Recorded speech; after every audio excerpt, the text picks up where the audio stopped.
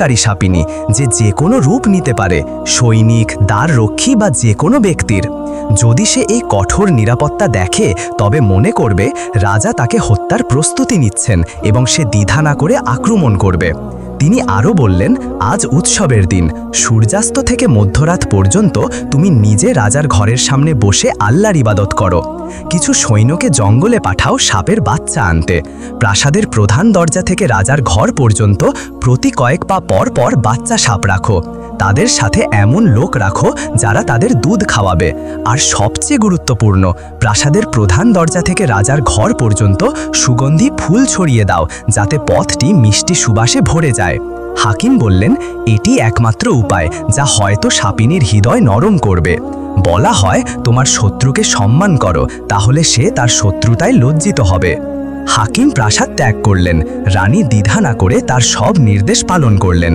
তিনি প্রাসাদের নিরাপত্তা সরিয়ে ফেললেন, রাজার দরজা ও ঘর থেকে সৈনিকদের সরিয়ে দিলেন, পথটি সুগন্ধি ফুল দিয়ে সাজালেন, জঙ্গল থেকে সাপের বাচ্চা এনে পথে ছড়িয়ে দিলেন।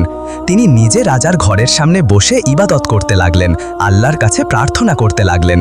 রাতের শুরুতে সাপিনী তার প্রতিশ্রুতি পূরণ করতে এবং তার স্বামীর মৃত্যুর প্রতিশোধ নিতে এলো। সে প্রধান দরজা দিয়ে প্রবেশ করল এবং হতবাক হয়ে থেমে গেল। সে দেখল প্রাসাদটি সুগন্ধি ফুলে সজ্জিত, বিভিন্ন রঙের ও আকৃতির ফুল দিয়ে একটি সুন্দর ও শান্তিময় পথ তৈরি করা হয়েছে, যা দরজা থেকে প্রাসাদের গভীরে চলে গেছে। সাপিনী ফুলের সুবাসে মুগ্ধ হয়ে এগিয়ে গেল। তার মনে হলো, আমি ভেবেছিলাম এখানে কঠোর নিরাপত্তা ও সশস্ত্র সৈন্যরা থাকবে, কিন্তু আমি কিছুই দেখছি না, না তলোয়ার, না বর্ষা, না কোনো প্রতিরোধ।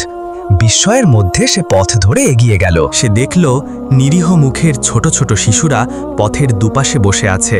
তারা সাপের বাচ্চাদের দুধ খাওয়াচ্ছে এবং তাদের সাথে নির্মলভাবে খেলছে। এই দৃশ্য সাপিনীর হৃদয়ে কিছু একটা স্পর্শ করল। তার হৃদয়, যা কঠোরতা ও প্রতিশোধের জন্য অভ্যস্ত ছিল, ধীরে ধীরে নরম হতে শুরু করল।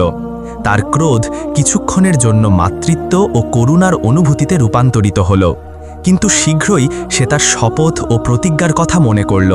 তার স্বামীর শেষ নিঃশ্বাস ত্যাগের দৃশ্য তার চোখে ভেসে উঠল। সে ক্রোধে ফুঁসে উঠল এবং শীষের মতো শব্দ করে ভেতরের দিকে এগিয়ে গেল।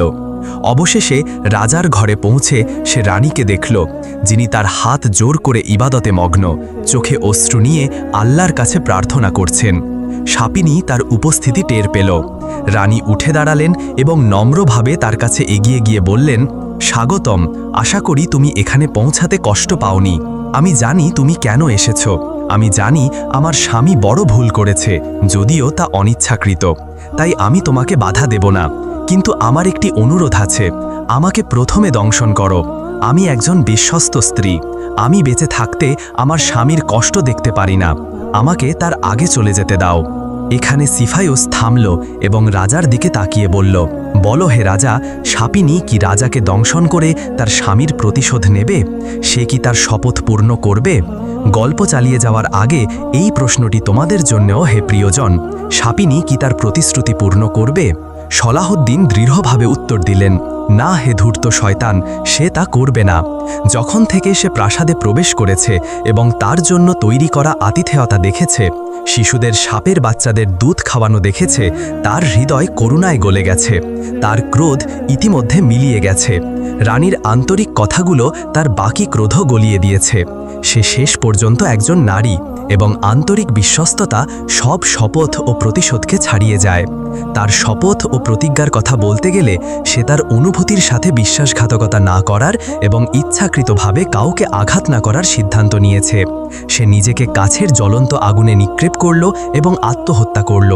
সে মারা গেল কাউকে হত্যা না করে, তার শপথ ভঙ্গ না করে, কিন্তু তার কষ্ট থেকেও মুক্তি পেল না। সে বেঁচে থাকল না, প্রতিশোধও নিল না। সিফায়ুস রাজার এই উত্তর শুনে মাথা নিচু করে দুঃখে বলল, তুমি ঠিক উত্তর দিয়েছ হে সালাহউদ্দিন, তুমি সত্যিই জ্ঞানী ও বিচক্ষণ। তবে জেনে রাখো, আমার কাছে আরও 4টি প্রশ্ন বাকি। সিফায়ুস তার চতুর্থ প্রশ্নটি বলতে শুরু করল, সম্মানিত ভিউয়ার্স, এই গল্পের তৃতীয় ও শেষ অংশ শীঘ্রই আসবে। অনুগ্রহ করে একটি লাইক দিয়ে আমাদের সাথেই থাকুন।